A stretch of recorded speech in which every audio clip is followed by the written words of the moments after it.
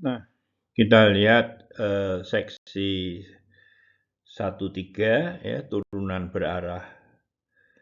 Jadi kita lihat ini adalah bidang kita.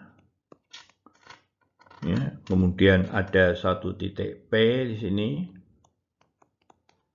Di titik P ini kita bisa mempunyai satu vektor singgung, misalnya begini.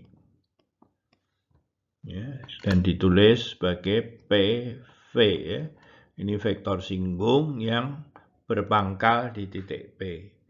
Nah, dengan menggunakan geometri biasa, kita lihat bahwa titik-titik di sini X gitu bisa ditulis sebagai, ya mungkin tanpa vektor itu ya, harus P plus TV dengan T-nya bilangan real.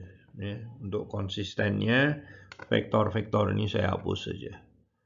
Tapi perlu di ini kan ya, jadi agak sedikit rancu antara vektor dan titik. Ya, seakan-akan kenapa ini boleh dijumlahkan gitu. Ya. Nah, jadi di sini artinya adalah kalau T-nya 0, T-nya 0 ya dia di sini. Di titik ini. T-nya 1 berarti titik di sini. Ya, di titik ini nih. T-nya 2, nah di sana atas lagi. T-nya min 1 di sini, min 2. Jadi semua titik di garis ini bisa ditulis dalam bentuk seperti ini.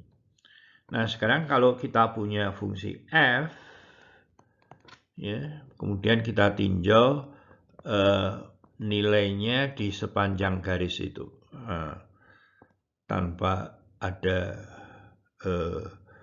vektor, dia seperti ini. Ya. Nah, kemudian kita definisikan bentuk operator seperti ini ya. Jadi vektor singgung kita kenakan pada fungsinya. Itu adalah turunan.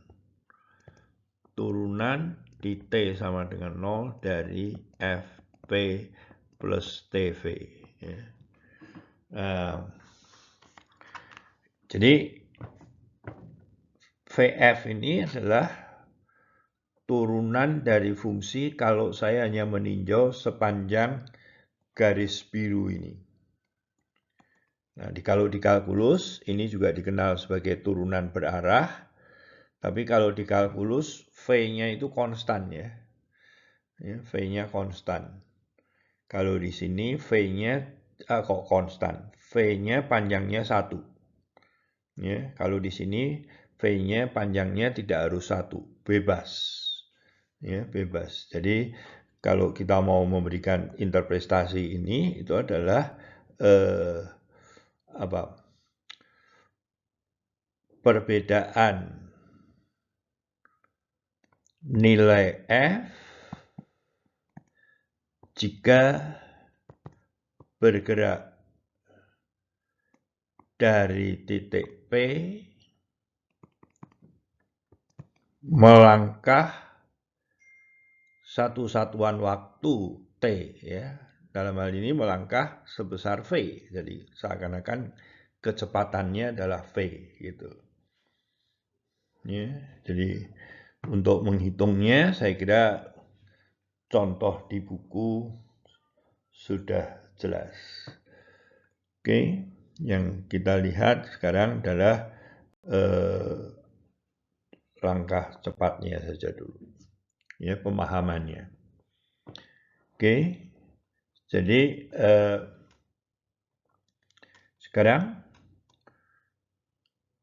jadi V itu bisa kita pandang sebagai seperti operator diferensial ya. Jadi operator diferensial itu punya sifat bagaimana? DDT dari F ditambah G ya sama dengan F aksen ya atau DF dt plus dg dt. ddt dari alfa f ya sama dengan alfa df dt.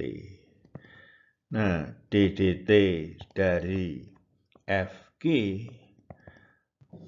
ya ini f dg dt plus df dt g.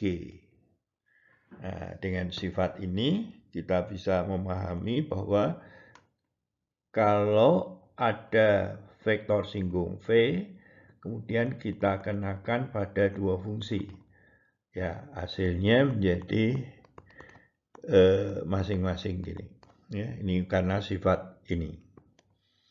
Kedua, V dari alfa F, ya alfanya bisa keluar VF gitu.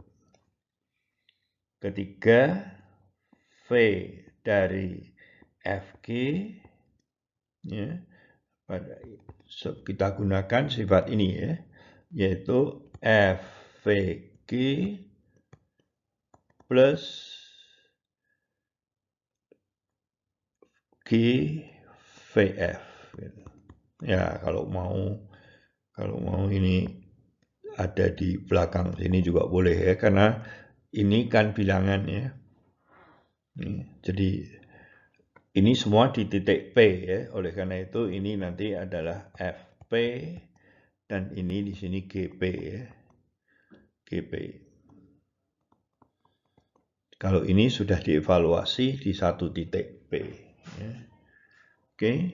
Nah, kembali seperti pada fungsi turunan berarah di kalkulus, ya, di kalkulus,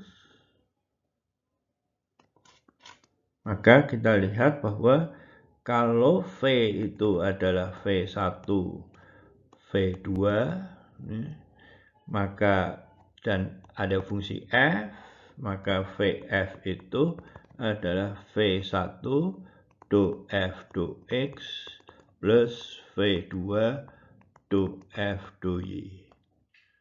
Tentu saja ini mudah dilihat, yaitu kita lihat tadi GT itu adalah FP plus TV ya. Jadi ada dua sebetulnya ini P1 T1 TV1, P2 plus TV2. Jadi turunannya G aksen T adalah turunan parsial terhadap variabel pertama kali turunannya ini, ya, yaitu V1 plus do F per do X2 kali turunannya ini adalah V2, turunan terhadap T. Ya. Jadi ini ya kalau di kalkulus ditulisnya adalah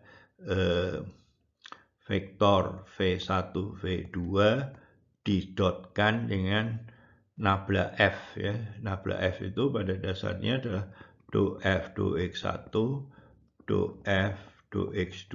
Ya. Tapi kita tidak menggunakan itu. Oke. Nah, kemudian bagaimana turunan berarah itu kalau dikenakan pada medan vektor. Jadi di sini akan ada katakanlah V medan vektor.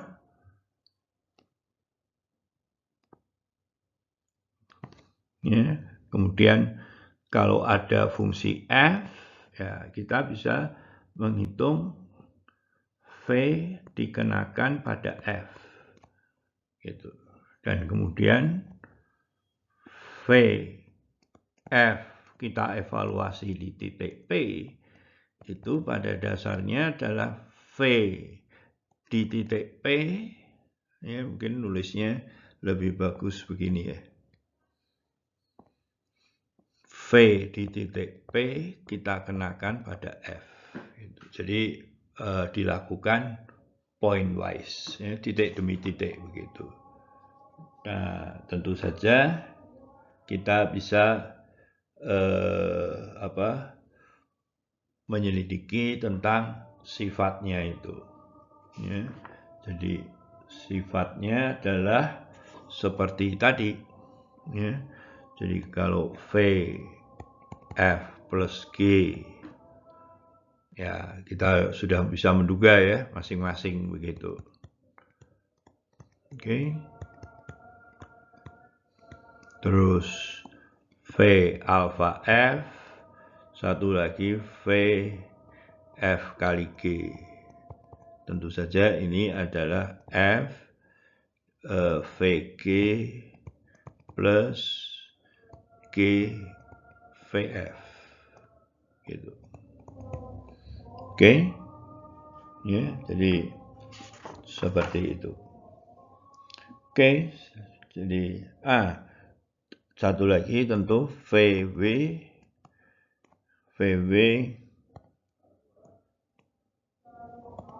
dikenakan pada F. Itu ya tentu sudah bisa diduga bentuknya adalah seperti ini. Oke. Tolong dikerjakan soal-soalnya di bagian 1-3.